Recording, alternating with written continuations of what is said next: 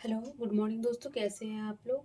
स्वागत है आप लोगों के channel A F T edu boost में, है ना। जो भी इस चैप्टर से आपके पास नॉलेज है उसे और बूस्ट करे। खुद पर भरोसा करना सबसे बड़ा साहस है। साहस करते रहे, सकारात्मक सोचो और सकारात्मक रहे, क्योंकि सकारात्मकता ही वो ऊर्जा है जो आपको हर बैड सिचुएशन में लड़ने में ताकत देती है और ऊर्जा देती है। तो उस ऊर्जा को बनाए रखें, है ना। देखिए, संथाल परगना काश्तकारी अधिनियम जो एसपीटी एक्ट है 1949 का, उसका मैं 3 क्लास ले चुकी हूँ, जो प्रीवियस ईयर है ना। तो मैं सिर्फ प्रीवियस ईयर नहीं पढ़ाती हूँ, इससे रिलेटेड बेसिक जो भी आता रहता है, जैसे रैयत हो गया, ग्राम प्रधान कौन होता है, वो सारे बेसिक में पढ़ाते जा रही हूँ। और हम इसका नेचर समझेंगे कि ये कैसे एसपीटी एक्ट वगैरह से सीएनटी एक्ट, अभी मैं एसपीटी एक्ट करवा रही हूँ। एसपीटी एक्ट के जितने भी क्वेश्चन होंगे मैं यहाँ एक जगह करवा दूंगी, और ज़्यादा नहीं, 20-20 क्वेश्चन करवा रही हूँ। उसके बाद मैं सीएनटी एक्ट स्टार्ट करूँगी। तो आप देखेंगे कि मैं इसके 3 क्लास ऑलरेडी अपलोड कर दी हूँ, आज चौथा क्लास है। और काफ़ी इजी वे से मैं बता रही हूँ, तो ताकि आप लोगों को समझ में अच्छा से आ जाए। देखिए, सभी किस धारा में है, किसमें क्या बोला गया है, बस इसी तरह का क्वेश्चन पूछ रहे हैं, और हमें इसी तरह याद भी रखना पड़ेगा। और जब हम बेसिक पढ़ेंगे तो वो भी याद रखना पड़ेगा, है ना। देखिए, अभी 14th और 15 जेपीएससी का एज कटअप, देखिए न्यायालय भी पता नहीं कैसे न्याय करता है। जब आप एक को दे रहे हो, जरूरी नहीं लाख लाख लोग आप पिटिशनर बने, है ना। कोई एक बोलते हैं कि उसके नेतृत्व करता होता है, और अगर रूल एक के लिए हो तो सभी के लिए होना चाहिए, है ना। तो ऐसी नौबत ही नहीं आनी चाहिए ना। खुद पे आप पहले फॉर्म निकालिए और फिर कंफ्यूजन करके बच्चे आधा पढ़ते हैं, डिस्टर्ब रहते हैं कितना। मुझे लगता है सबसे पीड़ित आजकल कम्पिटेटिव एग्जामिनेशन वाले बच्चे होते हैं। मुझे लगता है एसटी एससी इससे भी ज़्यादा पीड़ित हैं वो लोग, है ना। इनको तो रोज़ ताने मिलते हैं, और उन लोग को तो कभी कभी, तो पर इनका दर्द कोई नहीं समझता। और ये कटअप, अपना एज कटअप अटेम्प्ट किया है 15 साल में 3 बार लोगों दिए हैं, उस पर भी इतना करप्शन, ये सत्य है। पर खैर छोड़िए, भी जो भी टाइम है आप पढ़ें, और जो भी फॉर्म भरे हैं उनको वो आराम से तैयारी करें। और देखिए, क्लास में आज एसपीटी एक्ट का 4th क्लास ले रही हूँ। और ये सिर्फ एसपीटी एक्ट और सीएनटी एक्ट सिर्फ जेपीएससी में नहीं आता। उत्पाद से सिपाही हो गया, 1-2 क्वेश्चन होता है। जेएसएससी हो गया, और जितने हैं जितने भी झारखंड एग्जाम है सब में कहीं ना कहीं पूछता है। और जो जेपीएससी में है उसमें 12 से 15 क्वेश्चन रहता है, और वो इनफ है 2 चैप्टर से, है ना। अगर आप 2 चैप्टर पे कमांड कर लेंगे तो 15-20 क्वेश्चन जिससे जिससे लोगों को नहीं बनता है वो आपसे बनेगा, है ना। चलिए, क्वेश्चन नंबर 61 बोल रहा है कि जो संथाल परगना एसपीटी एक्ट है 1949 में, ग्राम प्रधान, मूल रैयत या भूस्वामी प्रत्येक रैयत के लगान का लेखा रिकॉर्ड रखेगा, है ना। ये किस धारा में जो क्या करे, ग्राम प्रधान रखेगा, और क्या बोलते हैं, मूल रैयत है या भूस्वामी प्रत्येक रैयत का लगान की लेखा का रिकॉर्ड रखेगा। ये सब किस में है, तो ये आप देखेंगे कि धारा 46 में मेंशन कर रखा है ना। किसमें है, धारा 46 में। और ये जो चलिए कोई नहीं। क्वेश्चन नंबर बोल रहा है 62 बोल रहा है, दिख रहा होगा आप लोगों को, कि संथाल परगना काश्तकारी अधिनियम 1949 में लगान तथा नहीं, यहाँ तथा होगा, ओके, उसके ब्याज के लिए रसीद किस धारा में है ना। मतलब कि जब वो लगान लेंगे तो उसके बदले में उनको कुछ प्रूफ तो चाहिए ना, तो इसमें जो रसीद देगा, तो ये किस धारा में मेंशन है। ये किस तरह का क्वेश्चन पूछता है, तो ये 47 में, है ना। तो जो रसीद है, मान लीजिए उसको लगान ब्याजकर्ता को भूस्वामी जो करता है या रैयत, है ना, उसको ब्याज चुकाने के बदले जो रसीद देता है वो क्या होगा, निःशुल्क होगा, है ना। उसके लिए कोई शुल्क उनको देना नहीं होगा, है ना। तो निःशुल्क रसीद दिया जाएगा, ठीक है। तो ये याद रखेंगे। और ये किस में मेंशन है, धारा 47 में, ठीक है जी। चलिए, क्वेश्चन नंबर 63 बोल रहा है कि संथाल परगना अधिनियम, है ना, संथाल परगना अधिनियम 67 का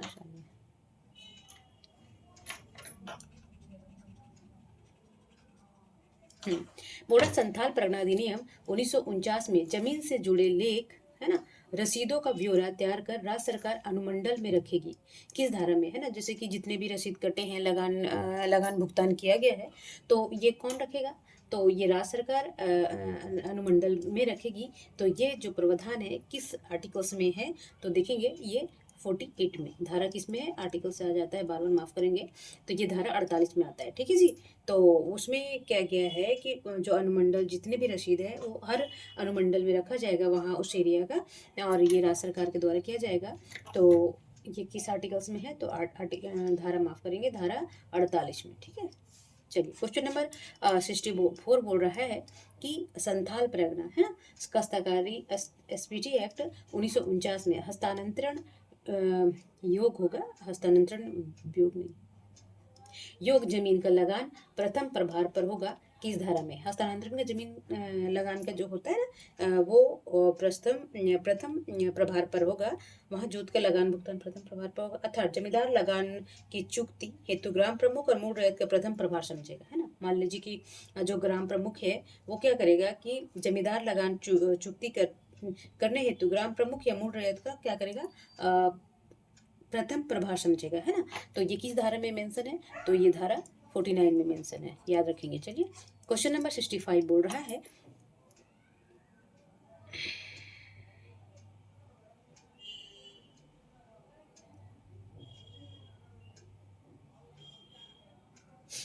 हाँ, बोल रहा है कि संथाल परगना काश्तकारी अधिनियम 1949 में लगान में कटौती संबंधी शर्तें किस धारा में है।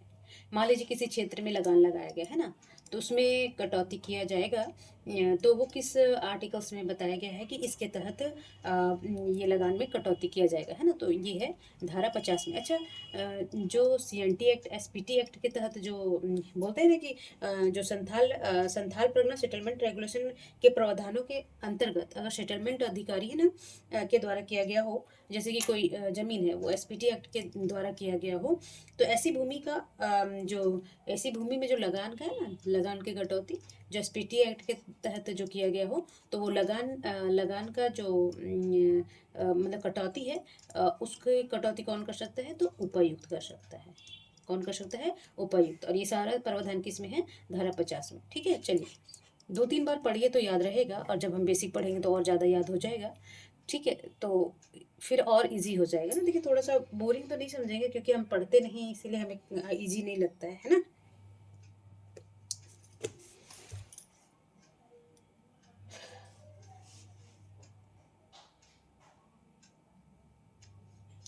देखिए क्वेश्चन नंबर 66 बोल रहा है कि संथाल परगना काश्तकारी अधिनियम 1949 में लगान की कमी की अवधि किस धारा में है, कि लगान की जो कमी की जाएगी वो किसके तहत की जाएगी, और ये सब सारा प्रावधान है धारा 51 के तहत। ठीक है। चलिए क्वेश्चन नंबर 67 बोल रहा है कि संथाल परगना है ना, संथाल परगना जो काश्तकारी अधिनियम 1949 में भुगतान लगान के अलावे अन्य वसूली पर जमींदार को दंड का प्रावधान है ना। बोलता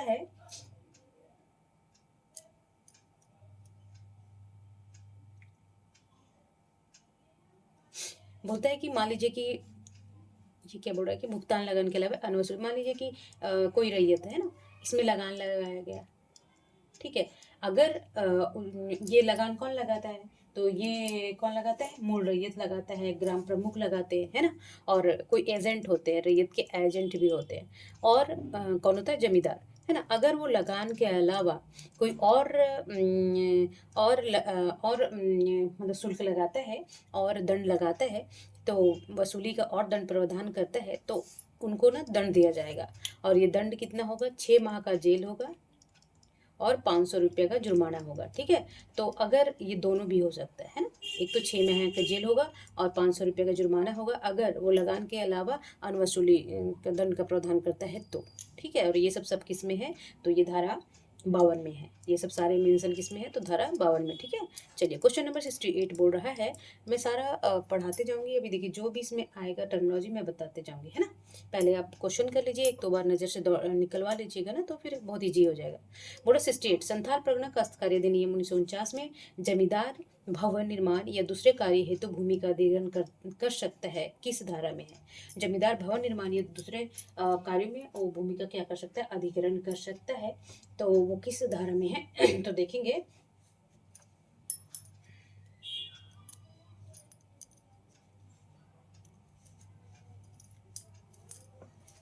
देखिए तो ये धारा किसमें है? 53 में, है ना। जैसे कि जमींदार है, मान लीजिए जोत के अलावा जो भवन निर्माण करेगा, है ना, और दूसरे कार्य के लिए वो भूमि को अधिग्रहण कर सकता है। तो मगर शर्त क्या होना चाहिए?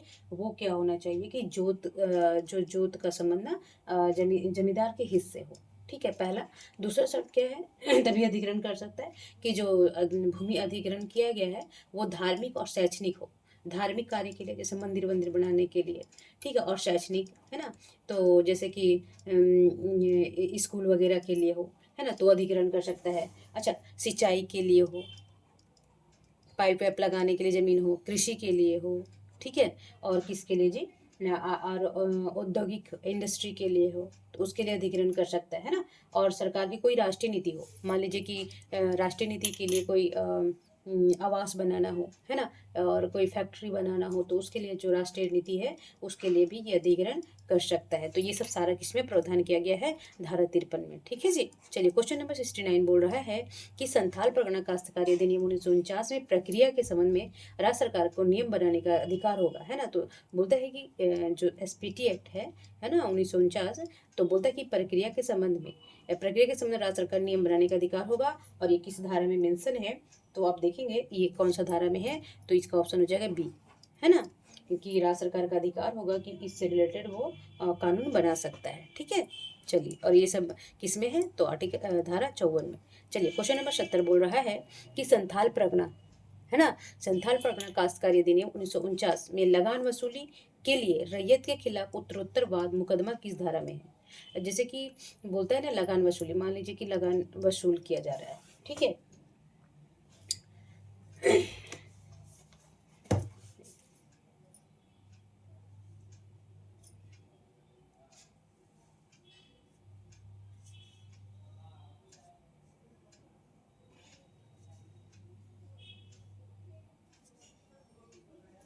तो देखिए, मान लीजिए कि उसको लगेगा कि जमींदार को लगेगा कि अरे यार जो है लगान सही से नहीं वसूला जा रहा है, तो उसके खिलाफ वो रैयत के खिलाफ क्या करेगा? मुकदमा दायर करेगा। ठीक है, तो बोलता है कि वो मुकदमा दायर करेगा। तो ऐसे नहीं कि एक मुकदमा दायर किया और फिर तुरंत ना दूसरा मुकदमा दायर किया, है ना। इस दो मुकदमे के बीच में कम से कम 6 माह का गैप होना चाहिए। ठीक है, तभी वो दूसरा मुकदमा रैयत के खिलाफ वो डाल सकता है। तो ये किस आर्टिकल्स में है जी? तो देखेंगे, ये आर्टिकल 55 में है। ठीक, चलिए, क्वेश्चन नंबर 71 बोल रहा है बोल रहा है कि जो संथाल परगना जो एसपीटी एक्ट बेदखली के लिए नियम का धारा बेदखली किस आधार पे किया जाएगा, है ना।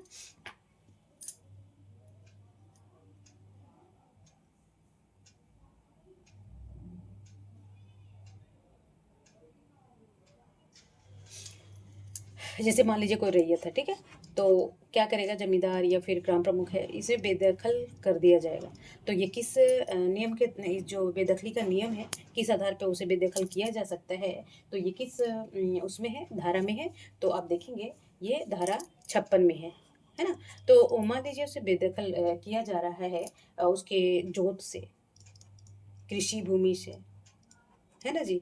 तो इस उपायुक्त को या मतलब कि अधिकार है कि वो अपने विवेक से वो उसके घर जो गृह है जो घर है वो भवन पर कब्जा बनाए रखने के लिए वो ऑर्डर दे सकता है। और लगान का भी निर्धारण कौन कर सकता है? उपायुक्त। ठीक है, तो ये ध्यान रखेंगे। चलिए, क्वेश्चन नंबर 72 बोल रहा है कि संथाल परगना, है ना, जो संथाल परगना जो एसपीटी एक्ट शॉर्ट में बोलेंगे, एसपीटी एक्ट 1949 में अपील की प्रक्रिया।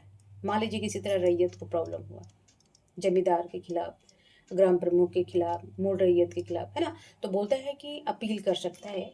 वो अपील किस धारा के तहत मेंशन है कि वो किस तरह से अपील कर सकता है? तो ये धारा में 57 में मेंशन है। ठीक है, देखिए क्या पूछ रखा है, ये सारा आया क्वेश्चन है, मैं खुद से नहीं बनाई हूँ। ठीक है जी। तो देखेंगे सारे को किस धारा में है, किस में क्या बोला गया है, बस। और आगे हम इसका अध्याय भी पढ़ेंगे। और जब हम एसपीटी एक्ट करेंगे तो एसपीटी एक्ट क्या है, किसे अध्याय है, कितने धाराएं हैं, वो सारा हम सीक्वेंस वाइज पढ़ेंगे, है ना। तो सब कुछ यहाँ बताना पॉसिबल नहीं है और काफ़ी लेंदी हो जाएगा। ठीक है। चलिए क्वेश्चन नंबर 73 बोल रहा है कि जो एसपीटी एक्ट है 1949 दूसरी अपील किस धारा में है ना। पहली अपील तो उसमें 57 में था और जो दूसरी अपील है वो किस धारा में है, तो देखेंगे ये है 58 में। और इसमें सारा प्रोसेस बताया गया है कि अपील कैसे किया जाएगा, है ना। चलिए क्वेश्चन नंबर 74 बोल रहा है कि संथाल परगना काश्तकारी अधिनियम अनुसार पुनर्निरीक्षण किस धारा में है ना।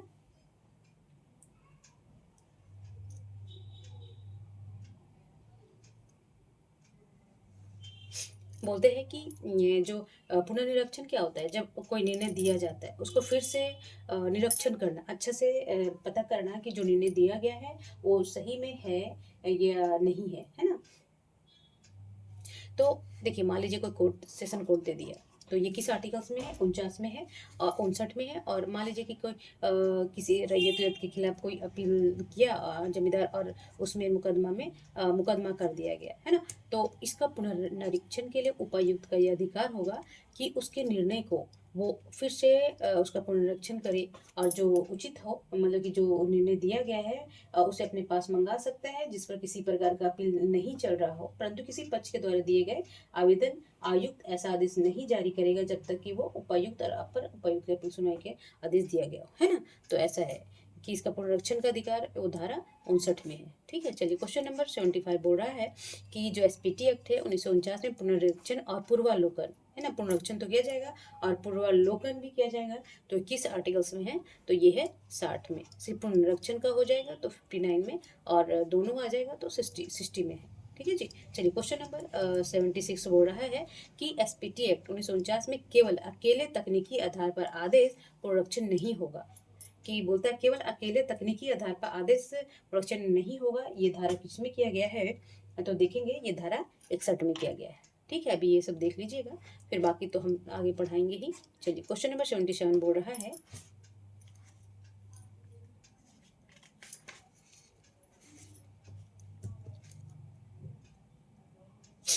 कि संथाल परगना जो एसपीटी एक्ट उपायुक्त एवं उप समाहर्ता कर्ताओं पर नियंत्रण किस धारा में, उपायुक्त एवं उन जो समाहर्ता है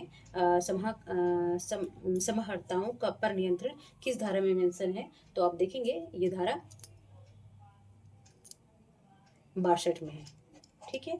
अच्छा देखेंगे इसमें क्या किया गया है कि हाँ चलिए क्वेश्चन नंबर 78 बोल रहा है कि जो एसपीटी एक्ट है 1949 में केस वादों पर रोक है ना, जो केस वादों पर रोक किस आर्टिकल्स में किया गया है, तो ये किया गया है 63 में। ठीक है, हम सारा बताएंगे आर्टिकल्स को अच्छे अच्छे से, दो दो ही धाराएं पढ़ाएंगे, दो चार धारा। देखिए ये एग्जाम तो देखिए अभी पूरा तो सिलेबस नहीं कर पाऊंगी अगर मार्च में ले, तो अगर एक दो महीना बढ़ गया टल गया तो मैं तो पूरा करवा दूंगी एसपीटी और जितने भी टॉपिक छूट रखे हैं ना मैं सारा बेसिक पढ़ा दूंगी। बट अभी जितना भी हो रहा है मैं नहीं सोचती हूँ कि अगर एग्जाम है तो जल्दी करके पढ़ा के निकाल दूँ, है ना। तो बोलता है कि जो एसपीटी एक्ट है केस वादों पर जो रोक है वो किस धारा में मेंशन है, तो देखेंगे 63 में। ठीक है। चलिए क्वेश्चन नंबर 79 बोल रहा है कि जो एसपीटी एक्ट 1949 में परिसीमा का समान नियम किस धारा में है ना। तो बोलता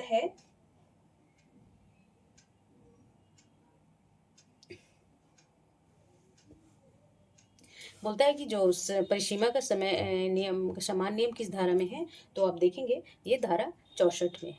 ठीक है। अच्छा देखिए परिसीमा क्या है कि मान लीजिए सभी आवेदन के लिए कोई समय सीमा निर्धारण नहीं है ना, मगर जो जिसे अपीलकर्ता को 1 वर्ष के भीतर आवेदन देना होगा, मगर मान लीजिए कोई प्रॉब्लम हुआ उसको आवेदन करना है तो वो 1 साल के अंदर जब हुआ कांड, मतलब कि कांड तो नहीं बोलेंगे, जब भी उसको प्रॉब्लम हुआ तो वो 1 साल के अंदर अपील कर सकता है ना। और ये जो धारा है 42 के अधीन आवेदन देने की कोई समय सीमा निर्धारित नहीं की गई है। चलिए क्वेश्चन नंबर 80 बोर्ड आज का लास्ट है कि संथाल परगना काश्तकारी अधिनियम 1949 में निष्कासन बेदखली के लिए परिसीमा किस धारा में है ना, बेदखल किया जाएगा।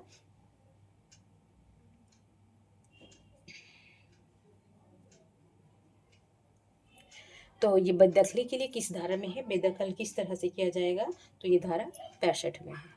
बस एक बार देख लेंगे, बाकी मैं इसको देखिए अभी जब तक बेसिक नहीं पढ़िएगा फिर भी 1-2 बार याद रहेगा। बहुत सारे क्वेश्चन ऐसे होते हैं कि हमें ये धाराएं याद रहते हैं ना। तो चलिए आज का क्लास मैं समाप्त करती हूँ। खूब पढ़िए, स्वस्थ रहिए, मस्त रहिए, पढ़ते रहें। और एसपीटी एक्ट जो जेपीएससी लिख रहे हैं वो तो मस्ट है कि आप पढ़ के ही जाए, है ना। बेसिक पढ़िए, फिर मैं जो क्वेश्चन करवा रही हूँ 1-2 बार नज़र जरूर दौड़ाए, 2-3 बार देख लीजिएगा ना, तो बहुत सारे धाराएं और कॉन्सेप्ट वगैरह क्लियर होता जाएगा, है ना। चलिए तब तक अपना और अपने फैमिली का ध्यान रखेंगे, स्वस्थ रहेंगे, मस्त रहेंगे, पढ़ते रहेंगे, ताकि इस जेपीएससी में आपका सिलेक्शन हो जाए। नमस्कार।